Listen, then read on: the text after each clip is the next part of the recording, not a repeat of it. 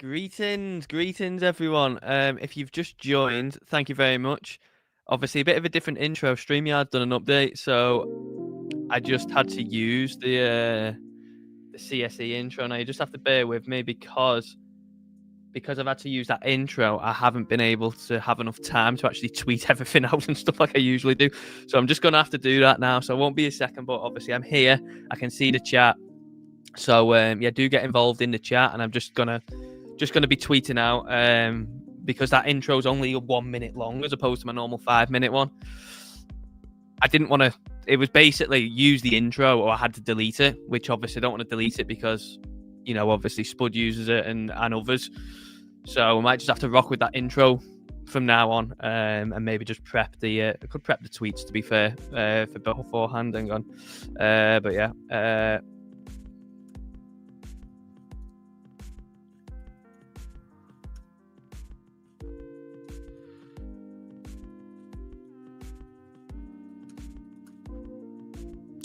So yeah, how is everyone?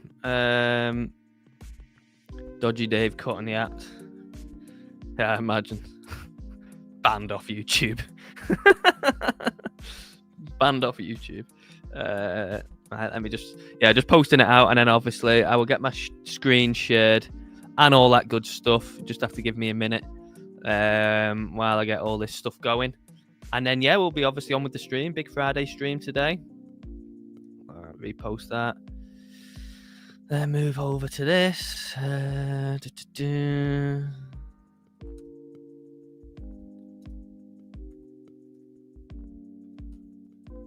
yeah, do let me know in the chat. Obviously, the theme of today's stream, I thought, would be, looking at 2026. We've gone into kind of a bit of a lull, haven't we, on Bitcoin and the market. Obviously, some good volatility at the start of this week. Strong push down on Monday, strong reversal on Tuesday. So in terms of smacking it up and down, it's good. But when you actually look at obviously the higher time frame, we've not really moved. Obviously in about 2 weeks now, have we? In the grand scheme of things, and of course we're coming towards the end of the year, so we may even slow down. I think obviously everyone was either expecting a big Santa rally or maybe even another drop. We could get neither. There's a possibility that we get neither going into the end of the year. Right, so that's done, and then just got to post it in one more place, and then we're ready. Okay, right, that's all done. So let me get my screen shared.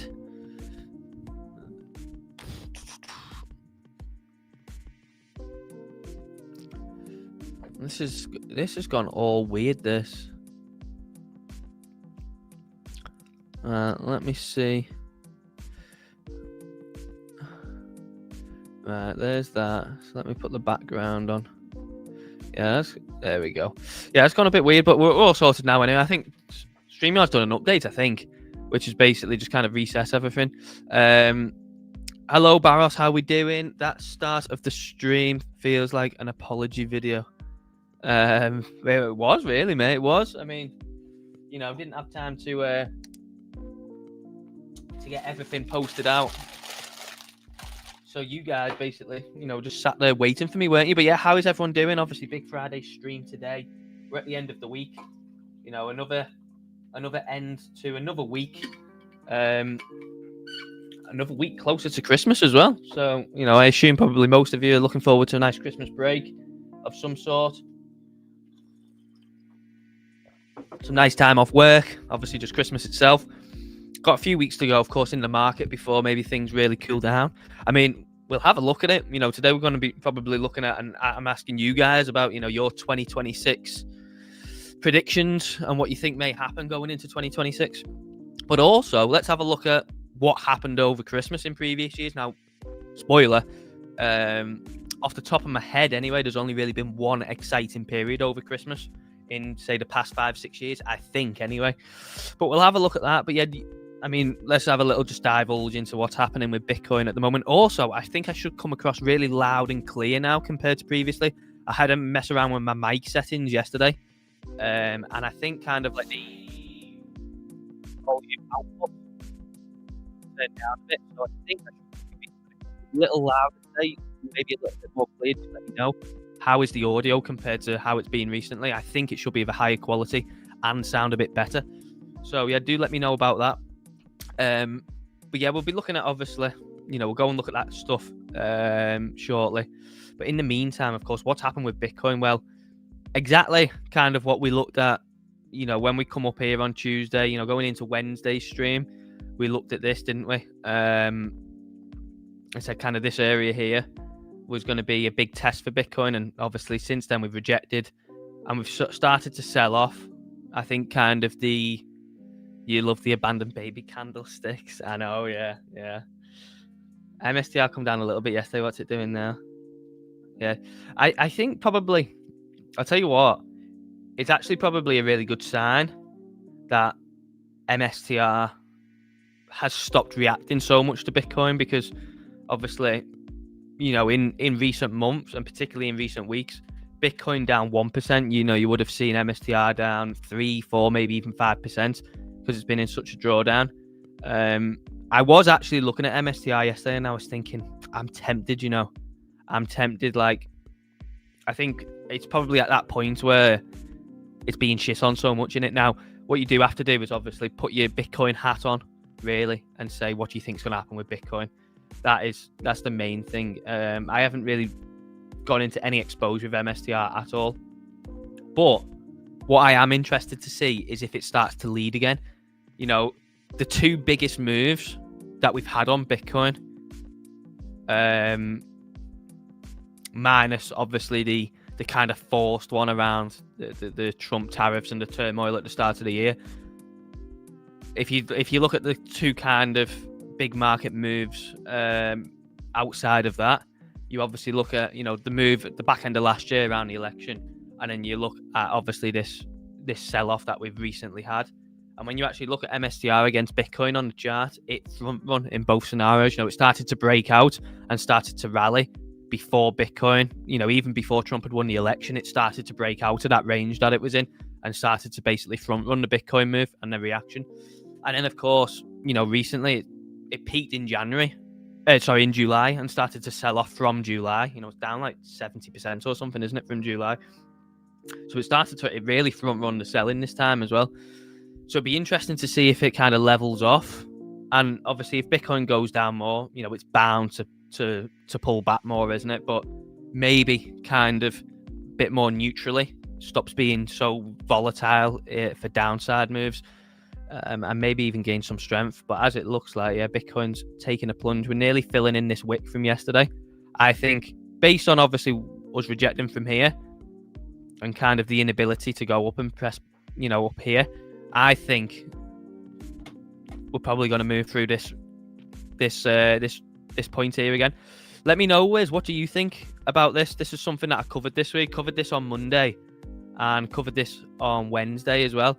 It's kind of this void in price between 88 and kind of like 91, 90, about like 91-ish.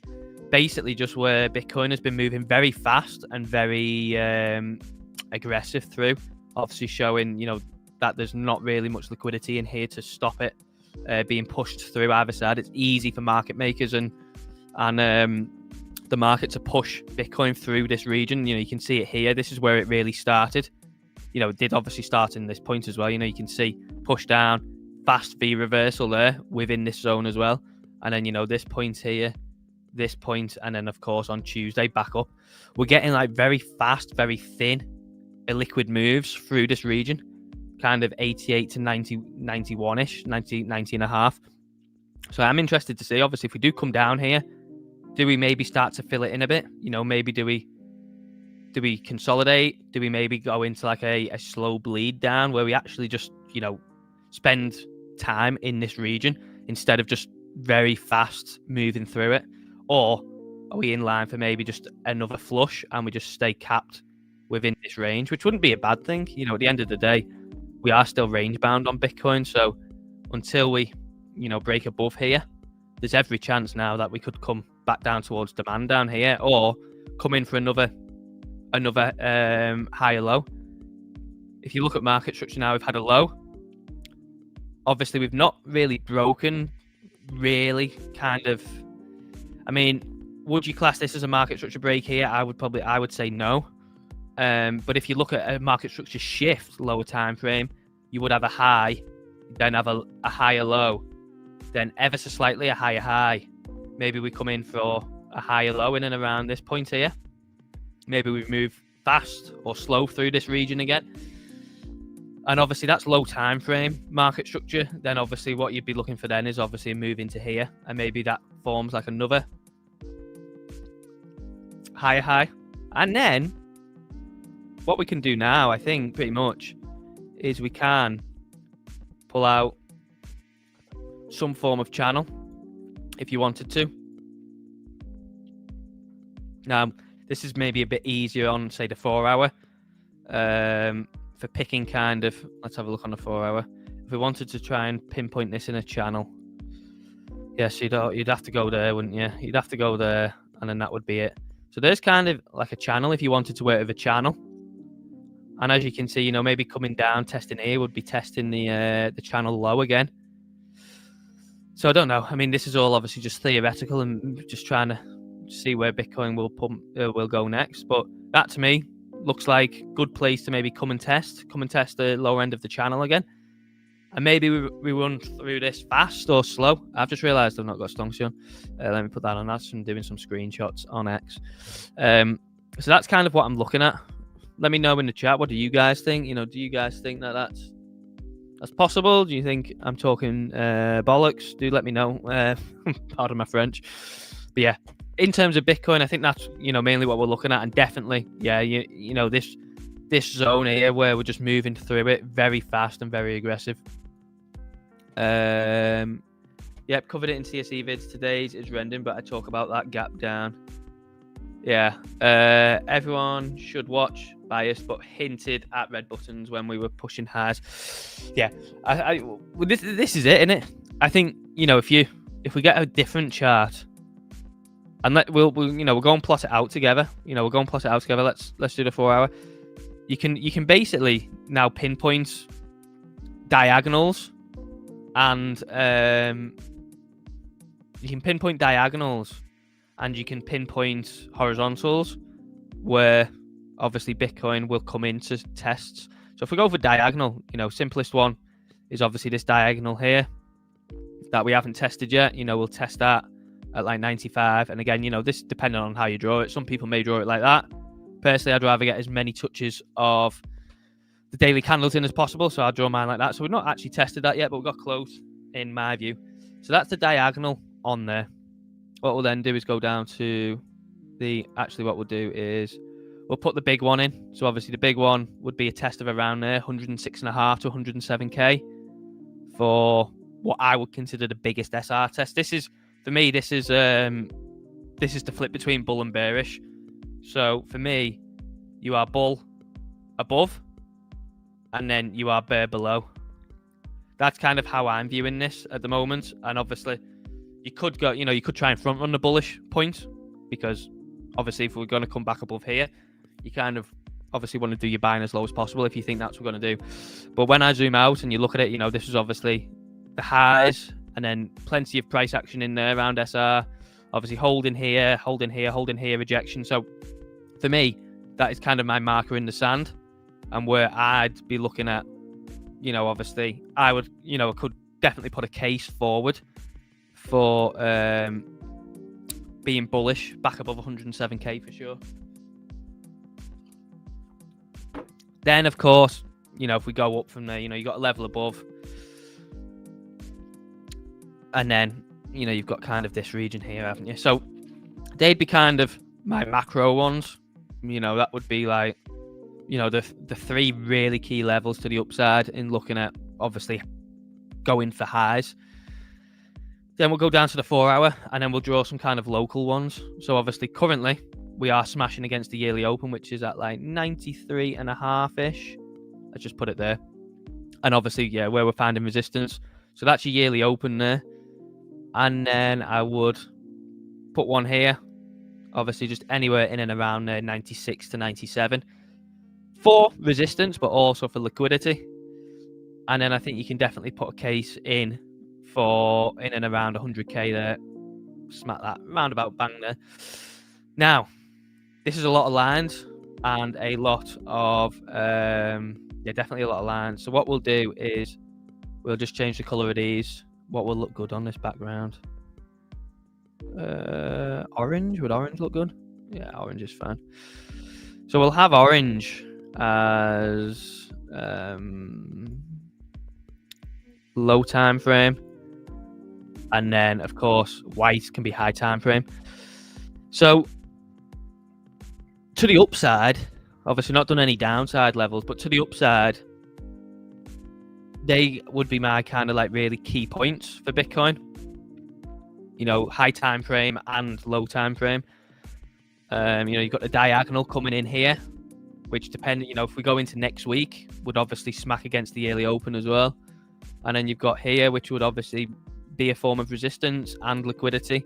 You've then got a big psychological test alongside. You definitely draw it as SR as well, in and around 100k. And then obviously you got the bigger ones then here, here, and here. So that would just be my key important levels that I'd be looking at, and kind of where, Bitcoin will definitely trade around. And you zoom on any time frame, you can see definitely daily, 4 hourly, exactly why each level is drawn. So that's what I'd be looking at for them. To the downside, pretty easy in it. You've got this region here, and again, it depends kind of what you want to take. It depends what you want to take. Do you want to take the actual low, or maybe you want to take the 4 hour closes? Do you maybe want to add a line at this, what is looking like obviously higher low? I'd take the low for now, and then add one in there, because obviously that is going to be a big point of liquidity, and of course a higher low to defend.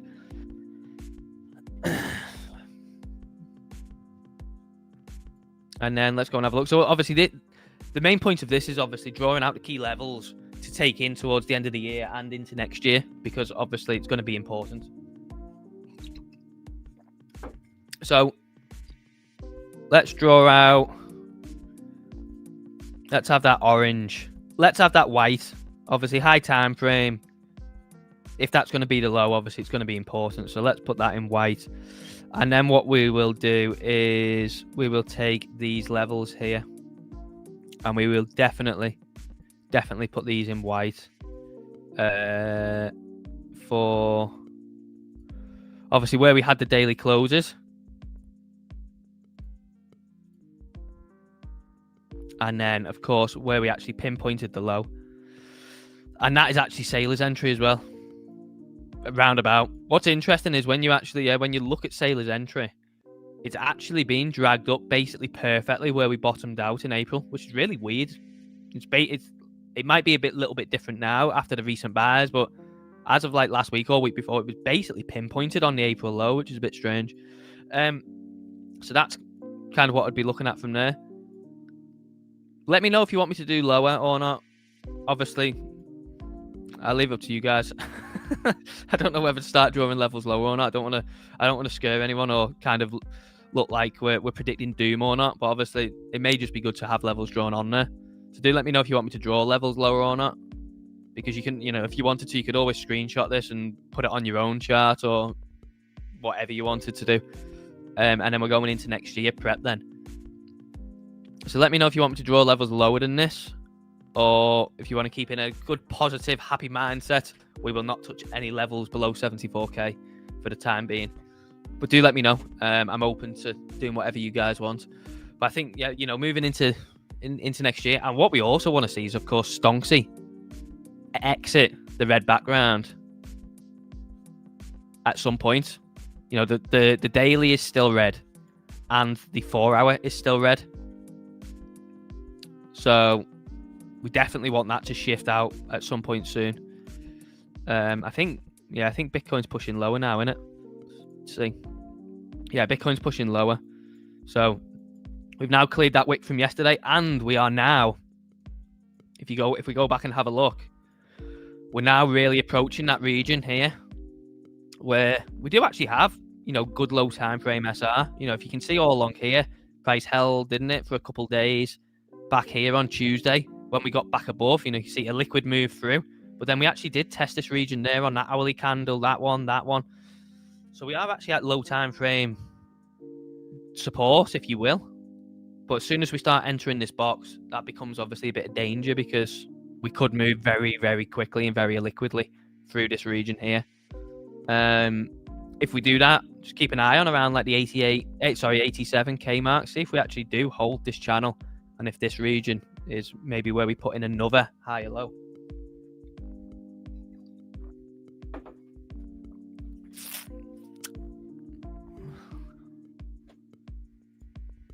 What I would be interested to see is, let's take, hang on. Where is it? Hang on. Where's bars pattern? I always forget which one bars pattern is on. This one. Let's take this pattern here. And let's throw it on here. I'm actually quite interested to see what happens if we overlay this with this. Oh, look at that. Look at that. If you actually overlay the bars pattern from March, April, because it's starting to look very similar, isn't it? In April in Feb going into March, we had very aggressive, very, harsh push down. Then we had some sort of relief and then just came back for the lows and then put the low in and went. If you actually look, I've had very aggressive, very harsh push down. We've had the bounce back up. Let me get rid of this so you can see it more clearly. Would you be in favor of this? Do let me know in the chat. Would you be in favor of this? But that is playing out very similarly so far, isn't it? Look at that. Low, bounce back up. I haven't even adjusted the size of that or anything. And it's just been rejecting off that same area, which is fascinating, really. I could definitely see something like this. This is definitely possible. Maybe come and clear out these lows, and obviously just trade through the range again, and then go up into the new year. I could definitely see something like that. Let me know in the chat what you guys think of that. Of course, do make sure if you're watching, do drop a big like on the stream. Don't know how many likes we've got so far. Let's see. 8, so not bad at all. 8 likes so far, not bad at all. Yeah, do let me know. Would you be in favor of something like this? That is literally just grabbing that bar pattern there and just whacking it on the current price, not shifting the size. What's fascinating is I haven't even changed the size or anything on that. I've just dragged it over, and basically the low followed obviously into where it's rejecting. So it looks like, it's a very similar bounce. Very similar bounce size. And then actually, from where we're rejecting down to where we'd clear out would actually be the same of just coming clearing out the lows like we did there and then going up. I'd be fascinated to see that. That would obviously give a nice amount of time to range and obviously, build up some nice liquidity. Yeah, so interesting for sure. Very interesting. Let me know what you think about that. Not very active in the chat today, are you guys? Everyone feeling a bit sleepy? Is everyone tired? Everyone tired because it's Friday. What I will do is I'll get the poll up.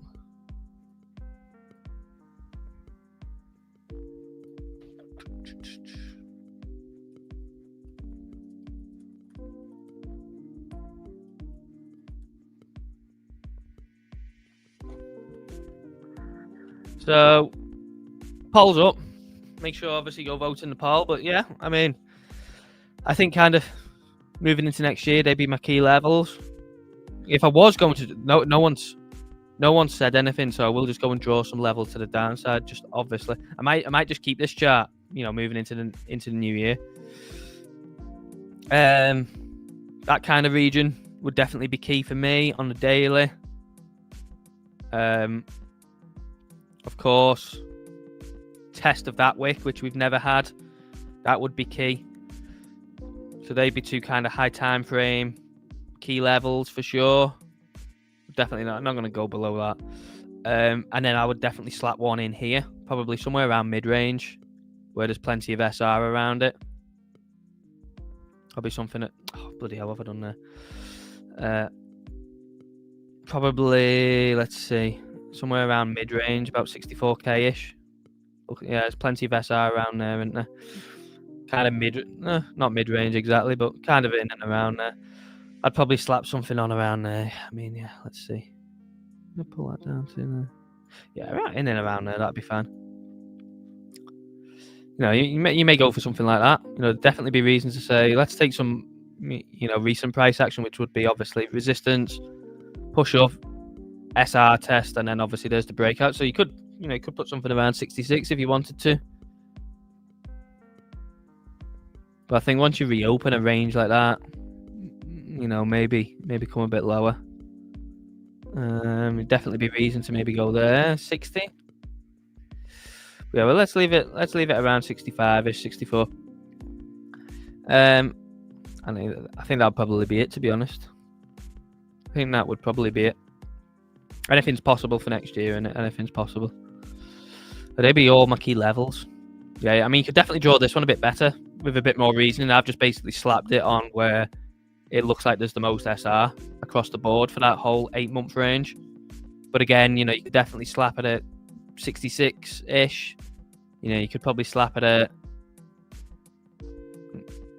71 if you wanted to. On the road, James on the road, where you go, mate?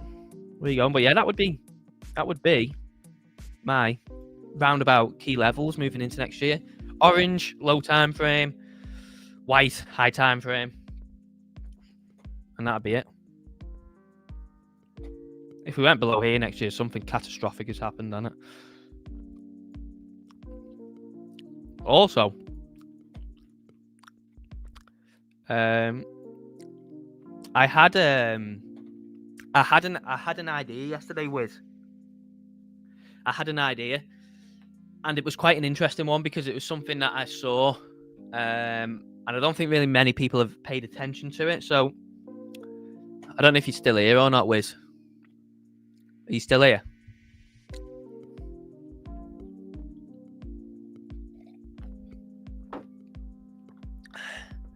But it's a very interesting point that I'm maybe starting to kind of explore for going into next year, for obviously a potential, you know, kind of AI bubble pop. I don't know if you're still here or not, Wiz. But I need to do some research on it and obviously find out the best ways to position for it, because I haven't really thought about how to position on it yet. But basically, I mean, if Wiz still isn't here, I'm not gonna hold everyone waiting. As I've been thinking about this a lot, and obviously I know me and Wiz have discussed it on stream a lot, and I think it's just generally, you know, it's a very hot topic in it. But I think to do with the AI bubble, I think, if you want to call it a bubble, whatever. But I think a lot of people are watching, obviously, Nvidia. Everyone, you know, loads of people are watching Nvidia, Google, Microsoft, and then, you know, other companies in, you know, the AI space. Obviously, OpenAI isn't public, so it's, you know, private sector, but still, you know, one of the biggest ones to watch. And I think probably, if you asked most people, they'd say, what would cause an AI bubble pop? I think everyone would probably jump to Nvidia earnings going bad or whatever, which I don't think is probably going to happen for a long time because the demand is there. But I saw something yesterday, that was basically Morgan Stanley are looking to offload their data center loans. So obviously their loans that they've given out, the debt that they've given out to obviously build and put together data centers to cope with demand. I actually think the whole data center thing, and obviously this it's not exactly groundbreaking because obviously we had it a couple of weeks ago, didn't we? Where Sam Altman allegedly wanted, the government to kind of back data center loans. But I think the whole idea around data center loans and that kind of being the spark or the match that lights the fire would be interesting to explore. It's something I'm going to be looking at personally. BPN, how we doing? Still waiting lower for longs. Crypto coin review. Managed to get Stonksy indicator on Black Friday offer not long ago. Got into a short on ETH. Yes, mate. Yes. So I'm guessing. Let's have a look at ETH. Let's see. I'm guessing go and have a look at the low time frame. So yeah, the green's still open on the 1 hour, but everything is starting to roll over in it. Go to the 5 minute. Yeah, we are short on the 5 minute on the double confirmation as well. Very nice. But yeah, it's great to have you. Crypto coin review. Obviously, welcome to Stonksy. Welcome to the Stonksy family. And of course, welcome to trading with the indicator, because I imagine you are in a profit. Don't know where you got in or whether it was even the 5 minute you was looking at. Do let me know. But I imagine you're in a profit so far. But yeah, it's great to have you. So welcome, mate. Welcome. Steve says ETH BTC, please, Dave. Do you mean you want the ETH Bitcoin chart as in like this one? Or do you mean you want me to go over Bitcoin and ETH? I think maybe this one, is it? Yeah, 5 min and 50 min. Nice, mate, nice. Well, obviously, I don't know what size you're trading on or whatever, but hopefully that's already some nice profit to go towards paying off your initial outlay. Because, of course, over the course of a whole year, yeah, ETH Bitcoin, yeah, we'll have a look. Over the course of a whole year, you, of course, only have to make back £500 now. And then you're at break even, aren't you? Which is obviously a long, long time to get that. Anything over £500, that's, Stonksy makes you're then in profit, aren't you? So hopefully that's gone to making some, maybe even all. I don't know what size you trade with or not. But obviously that will have gone to paying some of that initial outlay out. And then, yeah, mate, once you get back 25% at the moment, I'm in profit. Yeah, nice. Nice, mate. Glad to hear it. So, yeah. Obviously, yeah, once you get £500 back, the rest of your year is then obviously spent accruing profit in it. Initial outlay, and then rest of it spent in profit. So, yeah, it's great to have you, mate. Any questions, of course, do pop them into the chat. But you want me to look at ETH Bitcoin on the daily. This is the same for Sol as well. If you actually look at Sol, oh no, sorry, that's the normal one. It's a bit further down. I'll pull it up. But these, particularly what was interesting with these is obviously they had sharp drop-offs when Bitcoin first started selling off towards the start of November.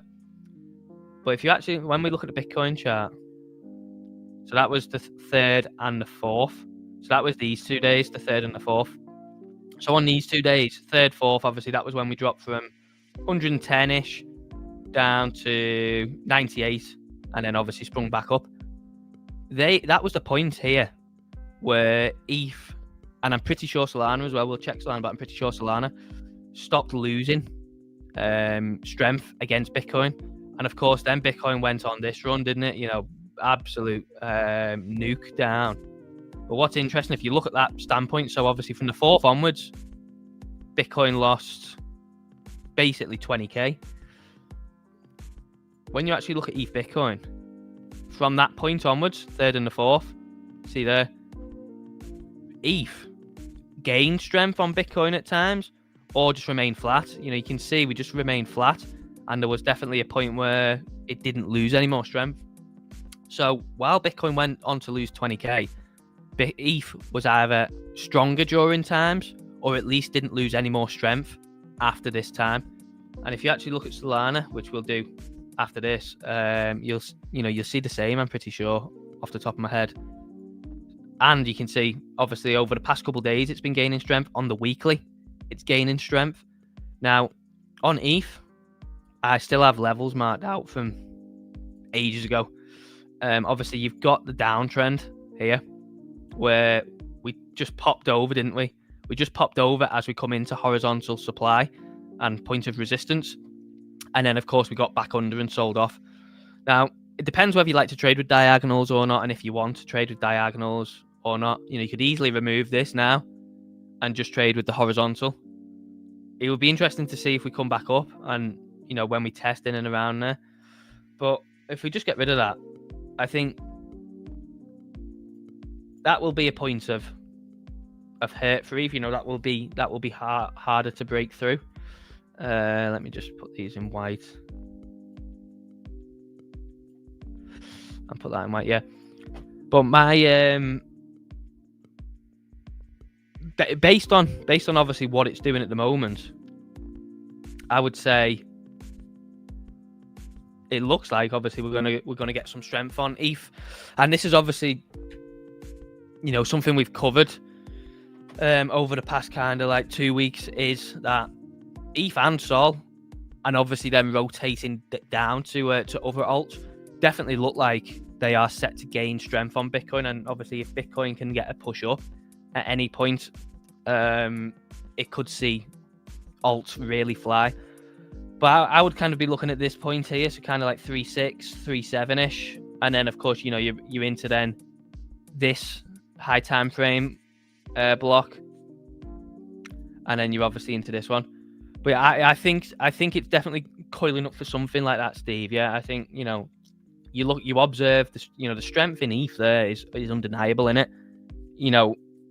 Really, you would have thought that it would have had something like this, where it just would have just been utter chaos, which it did here, to be fair. It already had its pullback. But of course, that was when Bitcoin really wasn't even in the danger zone. When Bitcoin actually got into the danger zone, Ethereum showed strength. This fall off here was basically just when Bitcoin was in here, weren't it? That fall off on ETH was when Bitcoin was basically just ranging. So yeah, I think it's definitely lining up for a little alt run, I think. So yeah, and then if you actually get, if we go and look at where is it? I'm sure I've got it on here somewhere. Yeah, so Bitcoin, looking the same, same as ETH. It already had its sell off while Bitcoin was ranging, and then while Bitcoin has been tumbling down, same time period. Solana against Bitcoin has remained flat and is now obviously starting to push up. Now, not as strong as ETH. I think Solana's strength obviously came in here, didn't it? Like last week, a week before. So not as strong as ETH for sure. ETH's already pushing kind of out of that range that it's built, hasn't it, against Bitcoin. But, particularly same kind of thing. You see, we did push a little bit further down here, but then it recovered, didn't it? So, yeah, I mean, what would you say is stronger at the moment? I would say ETH is stronger than Solana at the moment, for sure. But Solana's not too far behind, and it's lining up for a potential nice run. But do let me know what you think about this chart. This is the bar pattern took from March, April, and it is fitting it quite nicely at the moment. BPN says, I really want to long, but I just can't yet. Yeah, I mean, I wouldn't be longing it. We're now moving into that zone where Bitcoin's moving very fast between. Market makers have played this so well, haven't they? Who would have thought 2025 was a BTC round trip? Yeah, it's pretty wild, to be fair. Yeah, I mean, the liquidations are insane, aren't they? They would be absolutely insane. If you pull in the fact that we had that 10th of October drop as well, like the amount of liquidations, particularly over the past kind of 2 months, must be utterly insane. But yeah, Bitcoin's slipping, and yeah, we're coming into this region where we're moving fast through. So definitely keep an eye out. Of course, make sure you drop a like on the stream if you're new. Subscribe. Make sure as well you vote on the poll.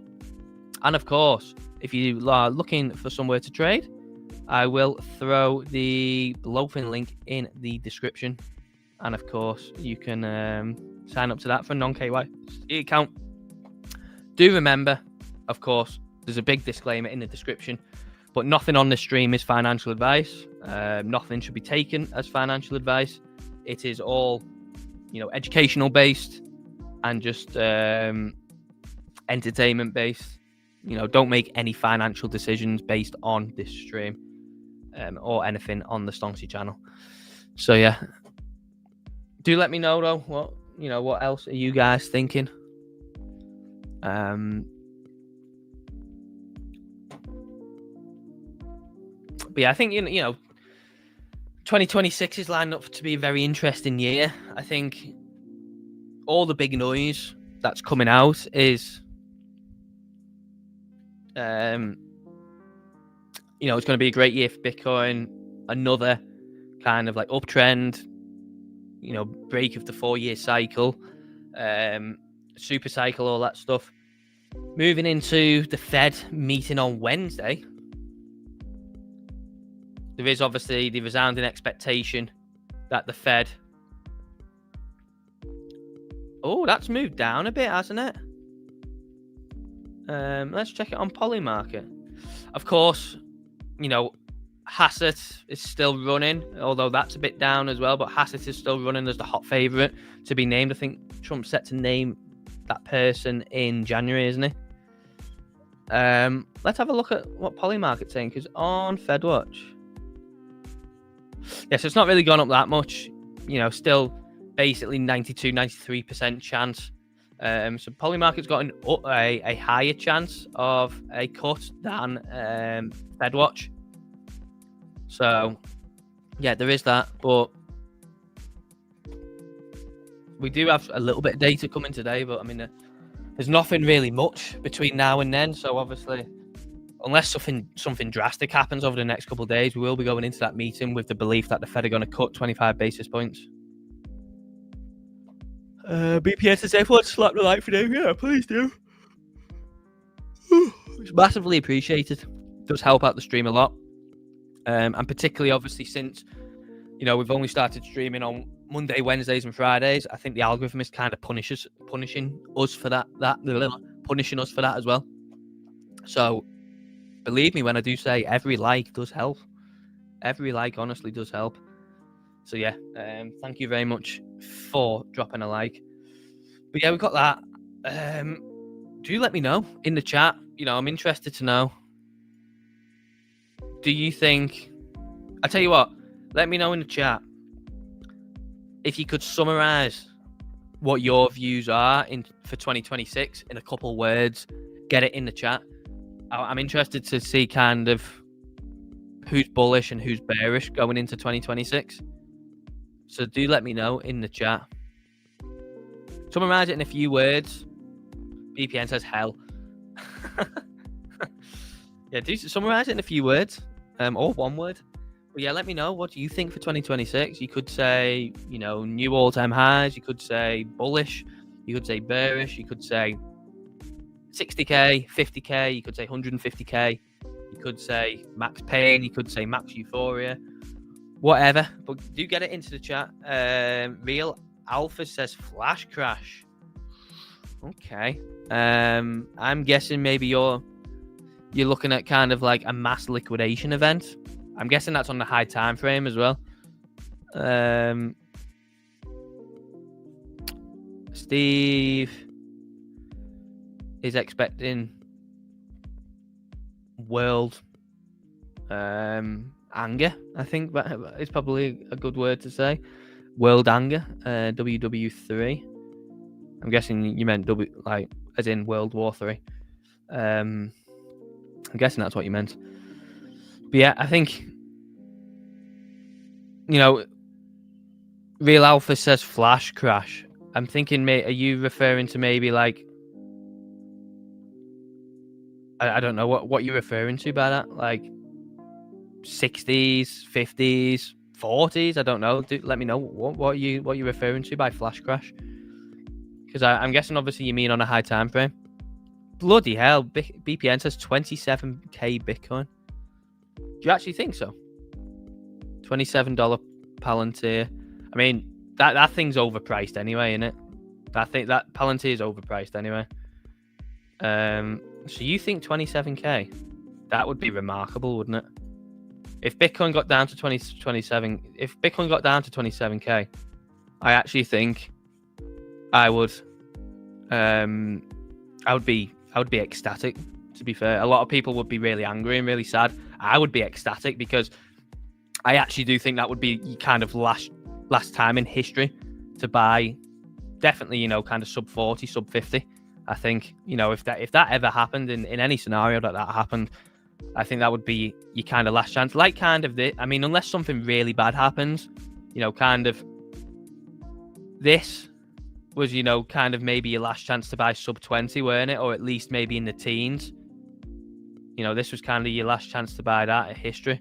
History doesn't repeat, it rhymes. It certainly does, mate. It certainly does, yeah.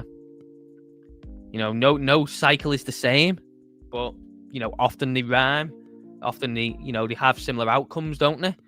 But no cycle is the same, structure-wise or so far we're actually fairly on time in terms of the 4-year cycle. Nothing's been broken by that. One would be so lucky, Dave, but I got my eye on it. I mean, really, you could just say anything, and obviously this is you know this is with the outlook that you view this as a golden opportunity rather than pain, you know. But really, I would say kind of like anything 40k down is an opportunity in it. I would view it as that personally. Again, it's not financial advice, no, and I'm not saying that we're going there, but obviously BPN looking at that, I would just personally, like, I just think like any, you know, no matter where we got, I think you kind of view that as a really lucky, entry. I wonder how much would Sailor be down there. Sailor's entry is like basically like just under 75k. Bloody hell, Sailor would be minus 63% there. Can you imagine what price MicroStrategy stock would be? Because what you got to remember is, last time this got absolutely smashed, but they didn't have anywhere near the amount of debt, obviously, that they had this time. So, you know, you look at it. I mean, where would you see MicroStrategy stock going? Because obviously, I at that point, you'd probably actually be saying kind of like maybe like $40, $50, wouldn't you? He has like 3 years, not to worry. That's enough time to get them. Yeah. I mean, even if we went down there, I still think, you know, I don't think they would sell any, and I think they would still be fine. Obviously, like you say, BPN, you know, they've got time on their hands, and they've kind of they've bought themselves enough time, I think, and you know, they've bought themselves enough kind of room to the point where, yeah, you know, you could suffer something like that and everyone will be calling for the liquidation and everyone will be saying that they're dead and stuff like that. And I actually don't think they would be. What would be dangerous, of course, in that scenario? Do let me know as well. Like, do you kind of like this kind of talk, or do you want me to cover something else? But yeah, I think in that scenario, what would be interesting would be if you got down there, you know, you can just imagine, obviously, the talk and the fear and everything, can't you, around like MicroStrategy and stuff. What would obviously be the danger will be if they got down there and they had to start selling down there, because obviously you've already applied like kind of max pain to Bitcoin. If they ended up in a scenario where they had to then start selling some of it down there,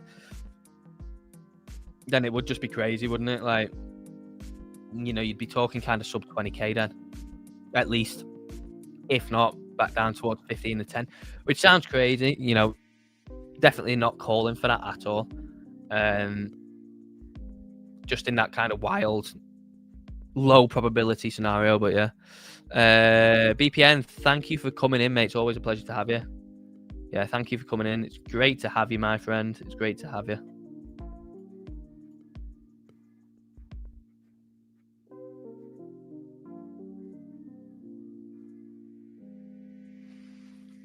Thank you very much for joining. We've got half an hour to go until we get US Open. So what I'm going to we're now in that zone of highly illiquid Bitcoin movements. So what I'm going to do is I am going to go to the toilet and get that out of the way, And then, of course, we'll be strapped in then for US Open. So I'll leave you with the Bitcoin chart. We're now entering that highly illiquid region where we've moved very fast through the past kind of like week or two. So you don't go anywhere. Of course, we'll be locked in for US Open and thereafter. So get a drink, relax, whatever, and I'll be back in a couple of minutes. And of course, make sure you like and vote on the poll. See you in a second.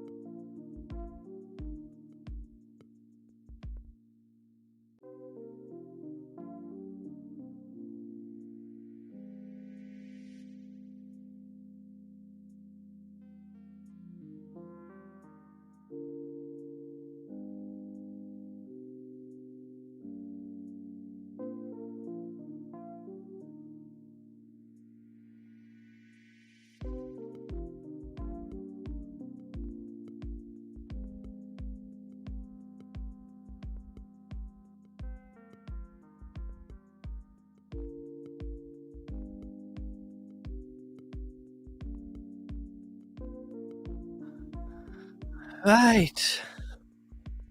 How are we doing? How are we doing? Yes, how are we? NDX. 61% say down, including myself, so that means up. Hello, mate. Oh, thank you for joining, and thank you very, very much for the very kind words. Thank you. I'm really glad to hear that you enjoyed the channel, and yeah, I hope it provides some great value to yourself, and you enjoy watching the videos and the streams. We will be having a big level up on content in terms of the videos, hence why I've gone down to let's close that out now. So yeah, downwind. Hence why I've gone to streaming 3 days a week, because working on just basically leveling up the videos and doing kind of more TMG style videos, so that where they're really well put together, much more kind of topical, and obviously covering like the here and now in the market. So yeah, they'll be coming as early as potentially Tuesday. So yeah, really good videos on Tuesdays and Thursdays coming, hopefully. Yes, debut mastering. Afternoon to you, legends. Yeah, it's great to see everyone. Thank you for jumping in.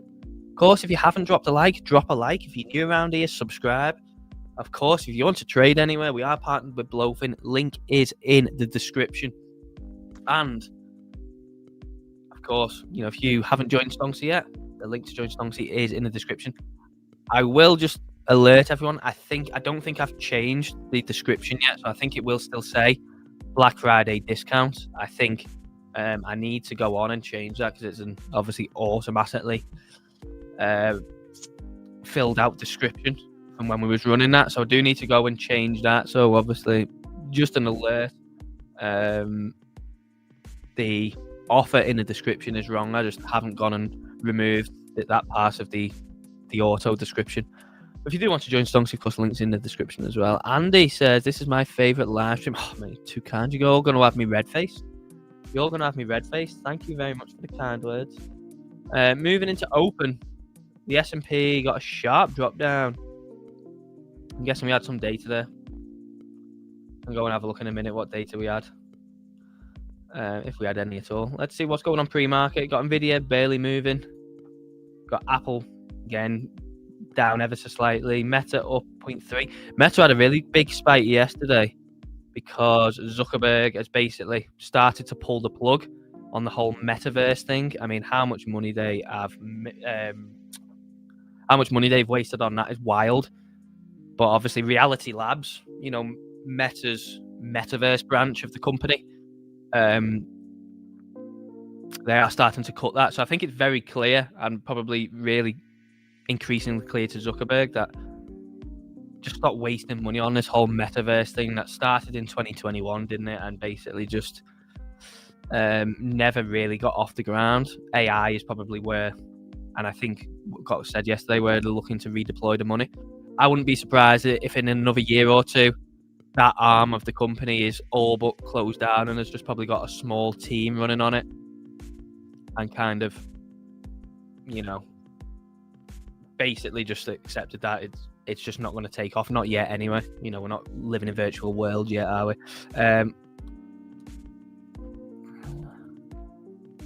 Let's have a look.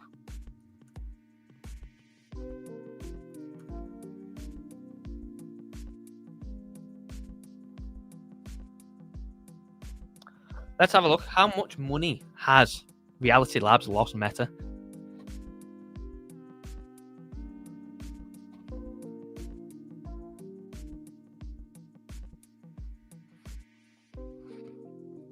Let's see.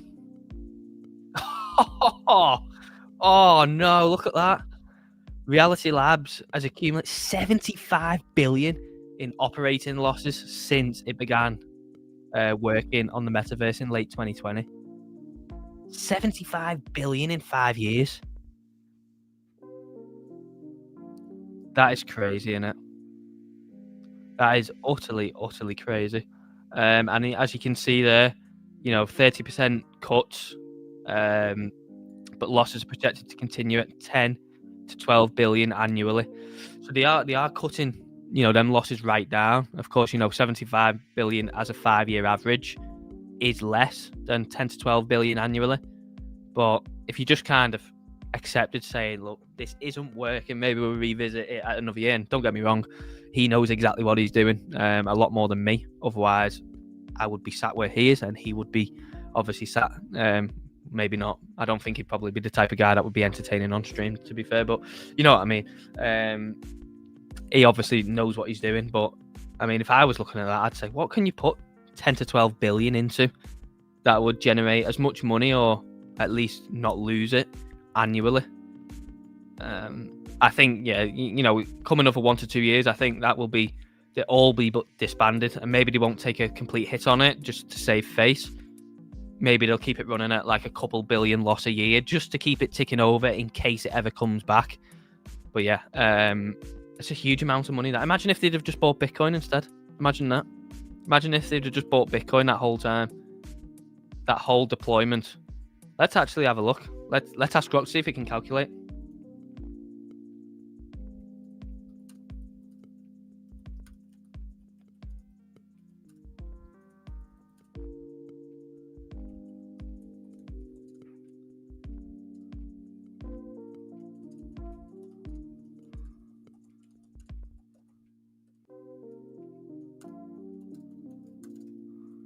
Let's see. I love the fact that you can just put this type of thing into Grok and it just tells you. I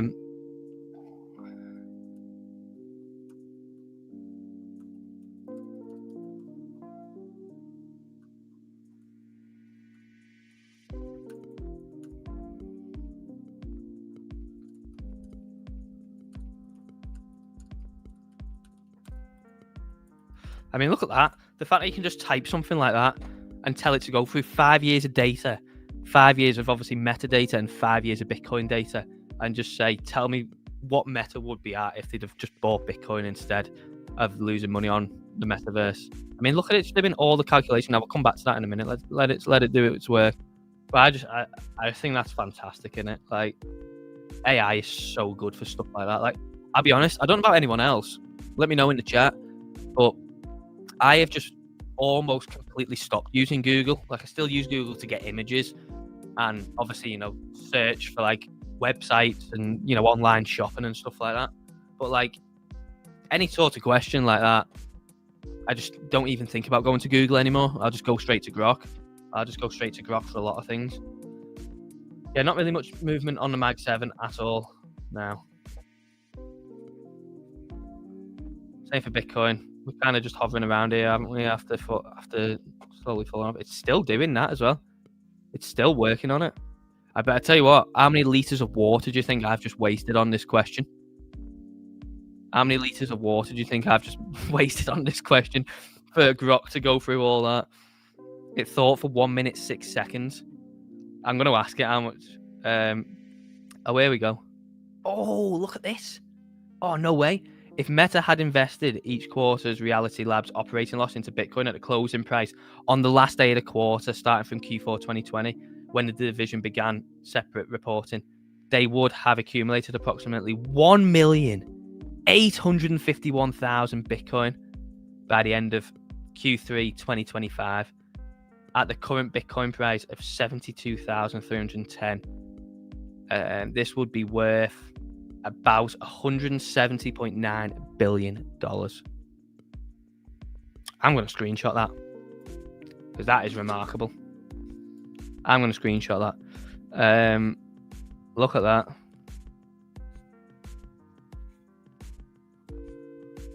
Look at that. So it actually tells you, obviously this won't be factually correct, because, of course, we saw what happened in 2021 when Tesla said that they bought Bitcoin. It shot the price up by like 20%, didn't it, at the time, 20-30%. So, you've got to consider the fact that, basically the course of history would have kind of been rewritten, wouldn't it? Because it wouldn't have just been Tesla buying. You would have had Meta, and you would have had Meta continuously buying over the past couple of years, which obviously would have took some Bitcoin off the order book. And of course, just provided kind of a narrative and hype around it itself. The fact that they were just buying every quarter, so you've got to kind of adjust. We'd be in a slightly different market. We wouldn't have had exactly the same moves because the butterfly effect. We would have had completely different news stories. We would have had completely different market reaction, potentially, obviously, different highs and lows. So it's not, it's not like if they'd done this, then these numbers would have been guaranteed, because obviously the Bitcoin price would have changed and everything that goes along with that. But it's interesting to see just like obviously how much Bitcoin they would have accrued in the scenario that they could have just piled that money into Bitcoin instead of losing it. And also, being able to buy at that closing price, which again, they probably wouldn't, because in it itself would have somewhat shifted, obviously, the market movement and the market approach to Bitcoin and everything that comes along with that. But yeah, fascinating. Absolutely fascinating. I mean, look at that. Look at that. Q1, Q2, 4.2 billion would have bought them. 258,000. That's crazy, isn't it? When you consider now, MicroStrategy has acquired like 650,000 for what have they spent on Bitcoin? Like 45 billion, something like that, I think. Maybe more, I don't know. The fact that they could have accrued over a third of that for just 4.228 billion is crazy, isn't it? But yeah, I hope you enjoyed that. I love asking Grok them types of questions, and Bitcoin is entering this void in price action now. So let's see, are we going to move through this very quickly again, or are we maybe going to build some price action, or even maybe stay above it? But it's looking kind of weak, isn't it? It's looking kind of weakish. We've got just over 15 minutes to go until open anyway.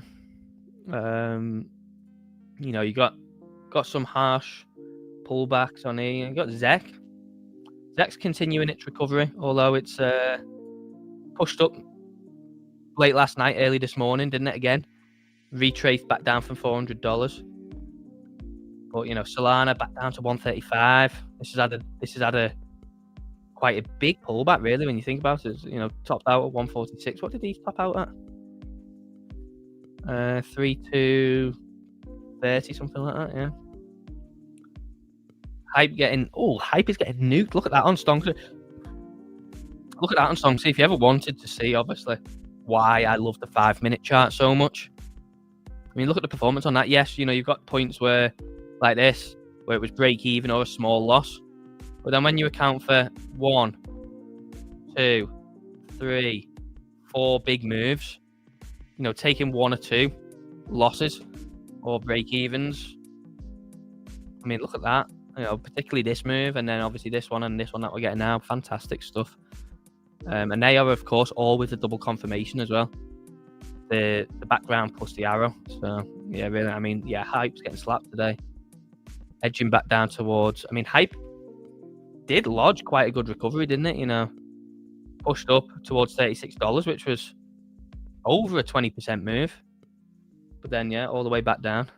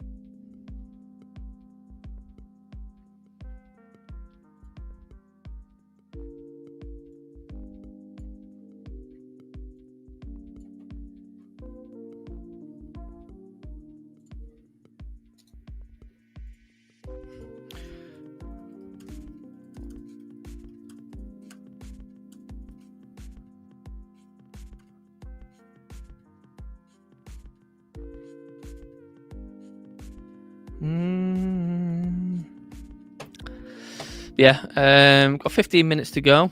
Do let me know in the chat if you'd like me to cover anything specific, maybe we'll go and look at some news next. There's plenty of news over on TMG's page. Really good news source. You know, if you ever wonder, like, where do you get the best news in crypto? You know, there's obviously, you've got the typical news websites, haven't you, that post articles and stuff like that. But, you know, a breaking news and stuff like that. TMG's page is a lot more active, and it's a lot more active and posts a lot more news and stuff like Watcher Guru and you know, X pages like that.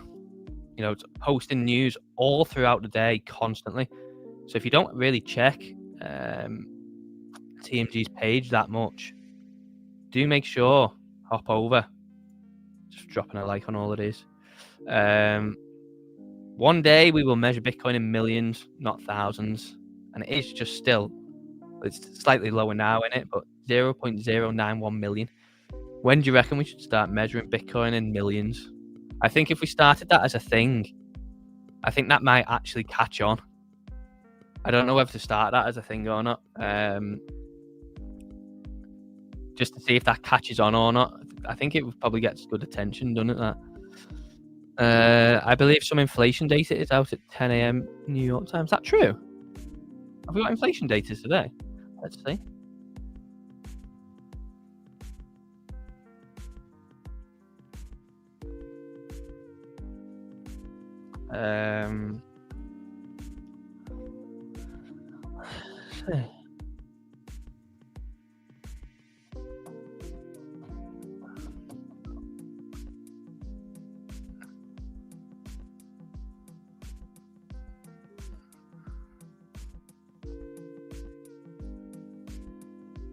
We have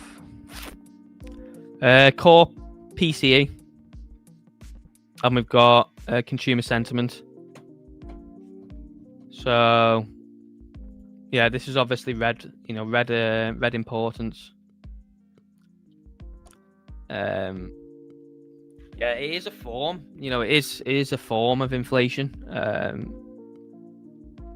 For sure, it's obviously not branded as inflation, is it? It's branded as, you know, personal consumption expenditures, but yeah, it's a form of inflation for sure. I don't know when we actually have like the big headline inflation data. I know it's not next week because I've already looked at what's coming with next week's data. But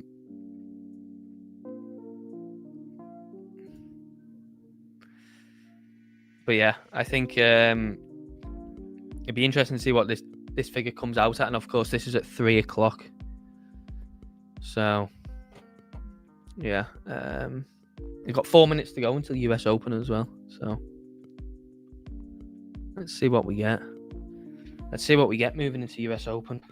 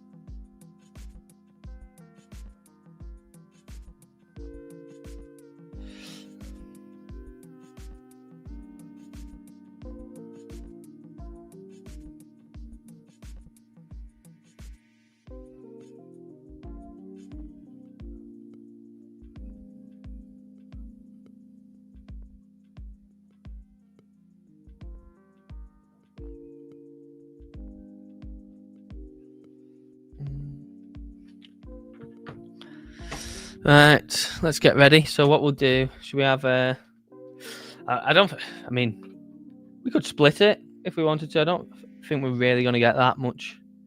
Tell you what, the S&P actually is pushing up. We'll do it. We'll do the split screen. Let's see.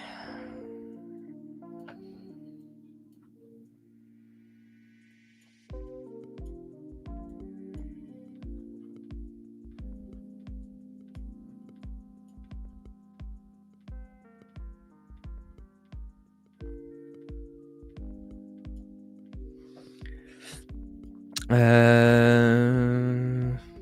yeah, 2 minutes to go. Well, just over a minute. Yeah, the S&P dropped off, but has recovered nicely. If you actually see, you know, relative to where each thing dropped off, you know, the S&P has recovered that dump, hasn't it? Where Bitcoin, we dropped off with the S&P, but we haven't gone on to recover it at all. So Bitcoin's looking a bit weaker against the S&P today.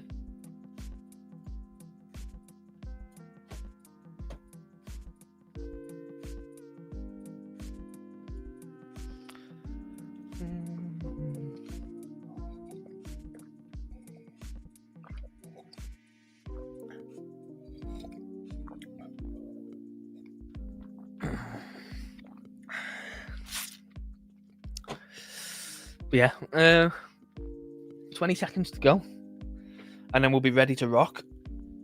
Oh, what's everyone doing over the weekend as well? Let me know in the chat. What are you guys doing over the weekend? Have you got anything good going on? Do let me know. But yeah, I got 7, 6, 5, 4, 3, 2, 1.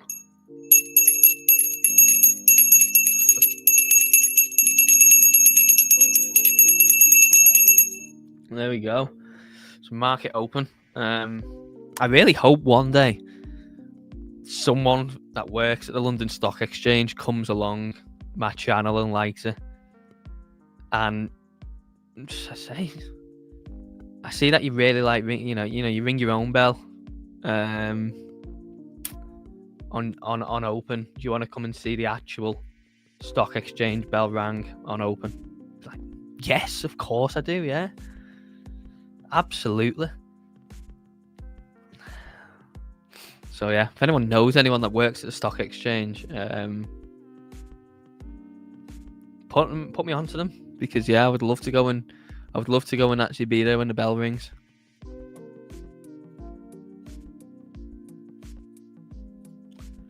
Make your year that day. It'd be so funny. It'd be so funny. That's when you know Stonksy will have made it. That's when you know Stonksy will have made it. The day that, you know, you'd see me post on X saying Stonksy's made it all the way to the stock exchange.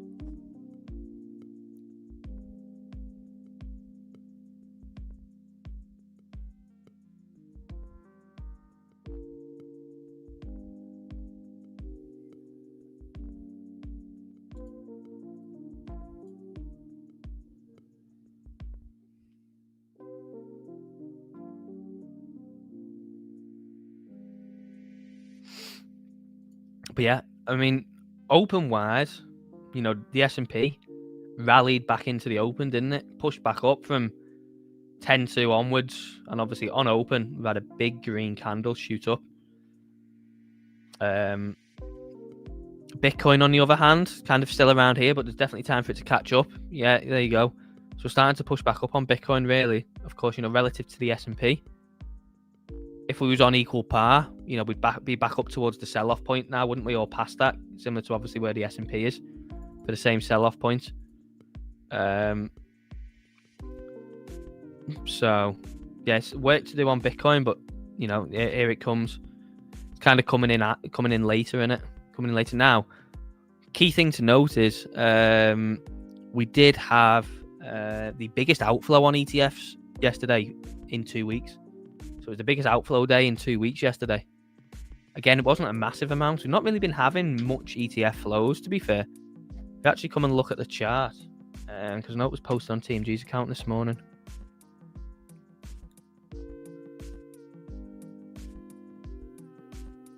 I love this guy. I just think, like, it just looks so cool and also so, like,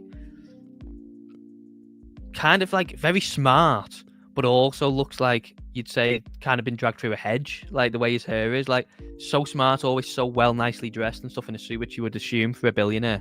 But then also, like, his hair's just a bit wacky in it, where to the point where it looks smart, but also looks like he's just been dragged through a hedge at the same time. What a guy. What a guy. He's definitely up there with Sailor in terms of uber bullish. But yeah, if you actually look at the ETF chart, yeah, we had 195 million in outflows yesterday. But look, I mean, obviously these big ones were, we was on a big Bitcoin downtrend. But if you actually look, the inflows nor the outflows haven't really been that big at all. Particularly, obviously, on the way down, they were big, but for the past kind of 2 weeks, not really much. Do you have any New Year's resolutions? I need to get back in the gym, mate. To be honest, I need to get back in the gym. That's going to be one of them. I've really slacked off the past couple of months. I would like to shift probably around like 1.5 stone, 2 stone as fast as possible, which is what I've put on over like the past 2 years or so, around about 2 stone. Mainly just through laziness and obviously just sitting in a chair all day, and then obviously not then going doing the exercise afterwards. I've all through my life, to be honest, mate, I've been through stages where I've been heavy gym head and then obviously fell off it and then kind of just stopped. There's been points in my in my life from kind of like late teens onwards where I've been, believe it or not, super ripped and super in good shape, and then of course points now where I've kind of let myself go a bit and kind of fell off. So my New Year's resolution, the main one, will be get back in the gym, stay consistent. And I think a big thing for me mentally is that I always think to myself, you have to go to the gym. It's kind of like gym or there's just like kind of no point in doing anything. Really, I need to get in the mindset of, if I can't be bothered going to the gym, say if like I'm tired or I've got a lot on, work wise and stuff through the day, and I can't get there, because my night times are quite busy. I have weights, where I could just be like, half an hour is better than doing nothing. Kind of like mentally, I need to get in that mindset where even if I'm not going to go, just doing anything at all is better. Now, what I have done, a good step towards this is I've ordered an up desk, one of the electric ones where you can press it to go up and press it to go down. So I'm going to get out of this chair, get rid of these desks I've got now, and have an up desk, which will be better for filming and streaming anyway. I think, being stood up, being kind of like face on, head height, just telling that I'm stood up, where I can just kind of like, move around a bit. Obviously, through the day, it'll just be better to stand up than sit down. But also, I'm going to get myself one of them walking treadmills where it's just kind of, the flat panel. And then obviously just, as I'm typing away or doing whatever, I can put it on a slow walk. And again, that is better than doing nothing. So they're kind of, that's, as a whole, that's going to be kind of my main one is, get back on track, get back to being healthier, get rid of kind of this little bit of a podge I've got going on, and lose it as fast as possible. And yeah, obviously that's going to be my main one. I've never really been the type to set loads and, kind of like, I need to do this and this and this. My main one is just going to be health based. Yeah. Just, Bitcoin's selling back off here. Oh yeah. So yeah, we're now really within kind of this. Let me get the full chart back up. Kind of, so that's going to be my main one, is just need to shift some of this weight I've put on over kind of like the past 2 years, and get back in the gym. I'll have my up desk, be able to stand all through the day instead of sitting down, which, in itself is obviously healthier. And then, get a walking treadmill and do some walking throughout the day. So that's going to be my main one. What about you? And what about everyone else? New Year's resolutions, everyone? What do you think? Stonks Exchange. That is such a good name. That's a really good name. Debbie Mastering, you might be on something there. Space Cat, how are we doing? Great to see you. Thank you for joining. But yeah, Bitcoin kind of teetering on the point of dropping back below 90k in it, and we're in this void in price now. If you are wondering, thinking, David, what are you going on about? What void in price? This one here. You can see how fast. Oh, what have I done there? How fast price has moved in this void. in this kind of couple of K region. Price has moved very fast, very aggressive in it. Particularly in 1, 2, 3 hour candles, 4 hour candles. It's mostly been in one. If you actually look on the 4 hour. So are we going to get a very fast, very aggressive push down, or are we going to maybe fill in some of it and slow bleed through it? It's hard to tell because obviously past couple of times we've been in here, we've moved very volatile through it. And someone is obviously hammering the sell button from this morning onwards. If you look at obviously kind of 7:30 onwards, someone's been hammering the sell button.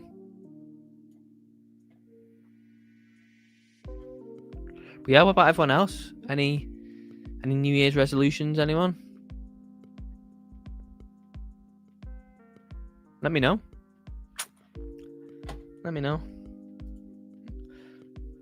But yeah, not great. I wouldn't say it's necessarily super bad yet, is it? Bitcoin down 2%. Yeah, it's not great, but we're still above 90k for now. ETH showing strength. Look at that. It's nearly 1% up against Bitcoin, only down 1%. Sol down almost 3%. So it's not terrible, but let's see. I mean, yeah, there's every chance that, and there you go, that within the next hour or two or a couple hours, there is the potential for Bitcoin to be all the way back down towards 88k, if obviously the trend continues within this zone.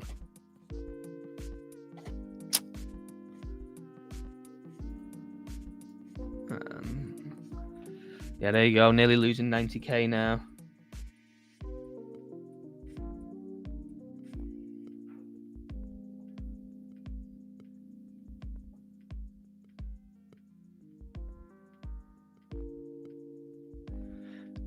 Nearly losing 90k.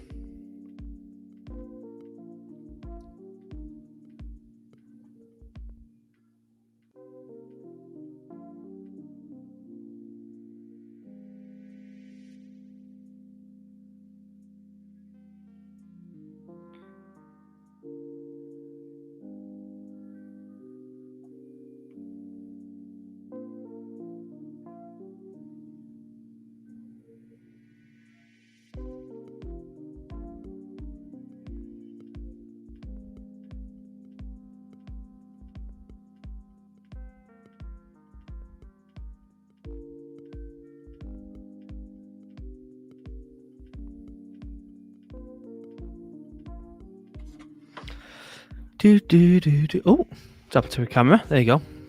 Didn't even realize I'd gone then. Let's see what we're looking at liquidation level wise. I mean, really, at the moment we're range bound, aren't we? So, really Bitcoin can freely move between 80k and 93k without. I mean, obviously, you'll have kind of max fear and stuff like that if we move back down towards 80k, 81, 82k. But really, we'd just be in a range. I mean, Bitcoin left. What's surprising is Bitcoin left behind this liquidity. And I think particularly this is something you see, and this is where heat maps really kind of trick people, I think, because all this week since Bitcoin come back up on Tuesday, the heat map has had 95k hotspot here, 95k hotspot. And I think probably what catches a lot of people out is when you look at these heat maps is they don't take it with, oh yeah, look at that. Yeah, they don't take it with a pinch of salt, where a lot of people probably would have been looking at kind of 95k to get into maybe a short perhaps. But really, us on this stream, we've always identified kind of yearly open up into this box towards 94 as the place to obviously monitor for a capture or, obviously failure. As you can see there, we tipped it perfectly, didn't we? So, yeah, I think that's where obviously heat maps. You really want to be careful. Heat maps are useful if you don't know how to directly look for liquidity or places of interest on the chart, but really they can trick you. And I think obviously the fact that the data is pulled from exchanges, you always want to take a pinch of salt with it, because obviously it pays exchanges to not give people the prime entries. and obviously have people chasing moves and getting stopped out and liquidated and all that stuff. So yeah, heat maps, pinch of salt, really useful in terms of, you know, looking for areas to identify, but in terms of like pinning all your trade on them, absolutely not. No, in my view anyway. Of course, not financial advice. Like everything else on this stream, it's purely educational and entertainment based. So don't forget that. But yeah, what's happening over in here? What have we got going on here?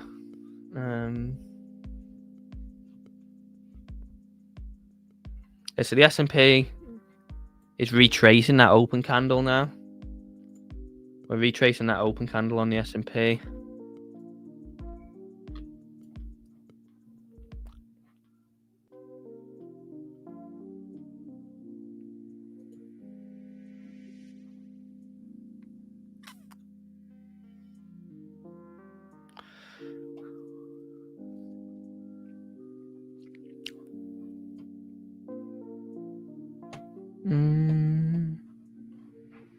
Yeah, let me know in the chat. Anyone doing anything nice over the weekend? What are you doing tonight or over the weekend? Or what are your thoughts on the market for over the weekend? Do you think we're going to have a quiet one? Are you expecting Bitcoin to move over the weekend? Do you think maybe we're going to get a volatile move moving into Christmas? Do you think maybe we just range before Christmas? I mean, the possibilities are endless, aren't they? What obviously is good for me to know is what you guys think and what you guys are thinking.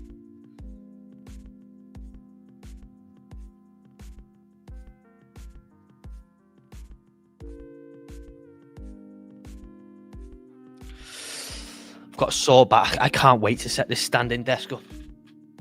This chair is giving me a really sore back now, so I need to treat myself to a new chair as well, really. But my idea is obviously I'll spend most of the day stood up, hopefully.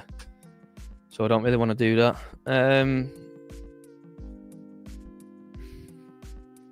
Is there anyone interested to know? Is anyone on this stream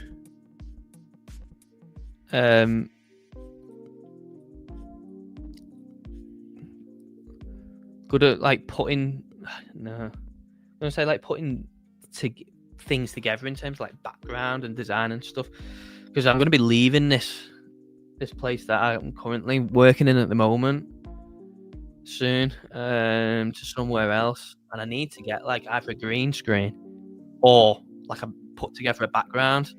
And I'm thinking putting together a background will be easier because it'll just be good. Then I can put one of the Bitcoin lights on there, and I can have Stonksy on there and stuff like that. I've got sore belly.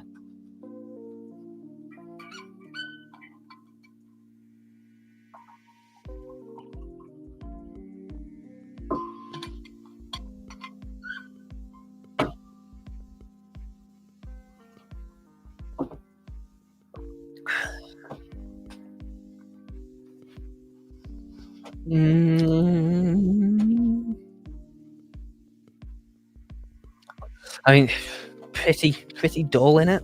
Pretty. I mean, yeah, you can see the kind of weakness in altcoins. Look at, I mean, yeah, strength on ETH though. You know, it's down 1% less. Hype, yeah, just the hype's getting destroyed. I think kind of, and this is where it's interesting for altcoins at this point, because you'll have altcoins that are stronger against Bitcoin. So you'll have altcoins that are stronger than Bitcoin. What you'll also have is altcoins that are weaker. And even if Bitcoin sticks in this range, or even just like it doesn't go all the way back down here, even if it just sticks kind of around like 84, 85k as a low point for demand, you'll have things like hype, and you can see it on hype now, where if Bitcoin drops to kind of like 84, 85k from here, and all it would be doing is revisiting demand, nothing major, it wouldn't really be breaking anything. You know, you can see a scenario where something like hype drops below its current lows and goes to kind of new lows on this whole move, where things are just weaker. I mean, my two areas of it, I mean, I think $20 would be absolute prime on hype, to be honest. I would be very interested in it at $20. You know, at that point, I think this area is definitely an area of interest, 25. But I mean, you look at it, so that's like a 55, 56% pullback. That's 65. That tickles me, that. I tell you what, $20 on hype would tickle me. It would also then fill in. It would fill in that wick as well from the 10th of the 10th. So that might actually be like a bit of a magnet for hype, to be fair. Also, you just, be coming tested in kind of this SR, wouldn't you? So I'm very interested in hype. I mean, there's not really much difference between that and that in terms of a spot perspective, is there? There's 17%. So in terms of a spot perspective, it's not really that much difference. Bitcoin is about to lose 90k again by the looks of it. It's trying to fight for its life, isn't it? It's trying to fight for its life.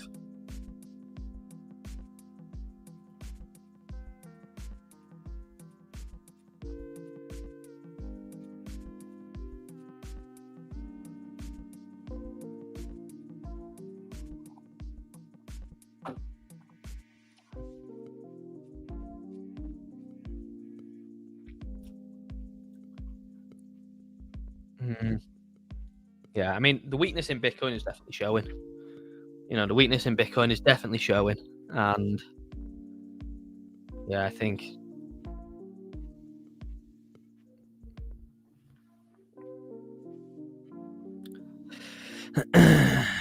anything can happen from this point on. But it's looking like it wants to travel back down, doesn't it? That's what it's looking like anyway to me.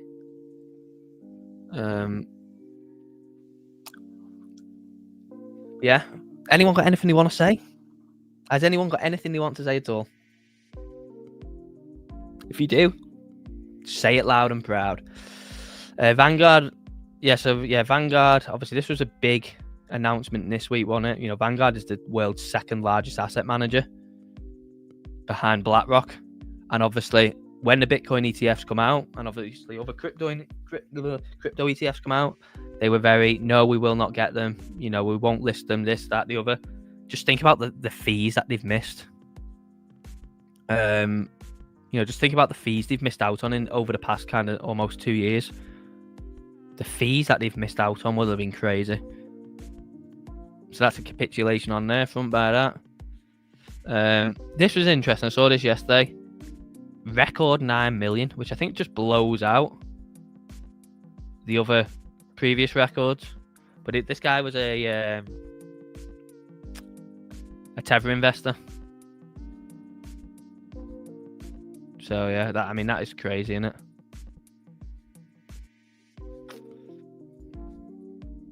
Yeah, there you go. Bitcoin below 90k now. Again, obviously we was on this candle here, but yeah, I mean it's looking like it's maybe going to travel through this area fast again. If you look at that, we're starting to kind of speed up and travel through this area fast, aren't we? What's that down from yearly open now? You would have shorted the yearly open. 3.8%ish. Yeah. So just be careful. We're now within this void. Now this it's obviously likely at some point this will stop acting like a void and price will stop moving through here so quickly. So that could obviously happen at any point. But we have got data, obviously, previously to say price moves through this region very quickly. So obviously just beware. Unless you're short, in which case you'll be very happy.